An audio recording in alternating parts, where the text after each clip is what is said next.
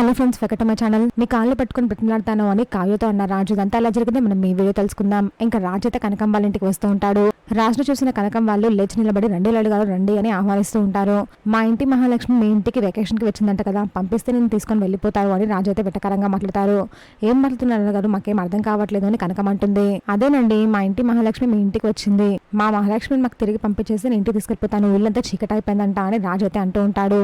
ఇంకా పక్కన బొమ్మలు వేస్తున్న కావ్యం చూసి రాజు అయితే కావ్య దగ్గరికి వెళ్తాడు. పద ఇంటికి వెళ్దామని అడుగుతాడు.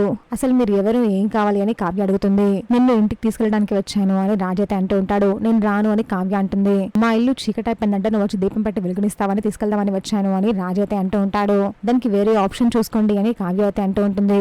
నువ్వు రాను అంటే నేను ఊరుకుంటానని కాళ్ళు పట్టుకున్నా ఇంటికి తీసుకెళ్తాను అని రాజు అయితే అంటూ ఉంటాడు. మీరు నా కాళ్ళు పట్టుకున్నా ఇంకేం చేసినా నేనైతే ఆ ఇంటికి రాను, ఇక్కడ నుంచి మీరు వెళ్ళిపోండి అని కావ్య అయితే అంటూ ఉంటుంది. నేను ఇక్కడ తీసుకుని నేను వెళ్తాను రాజు అయితే కోపంగా చెప్తూ ఉంటాడు.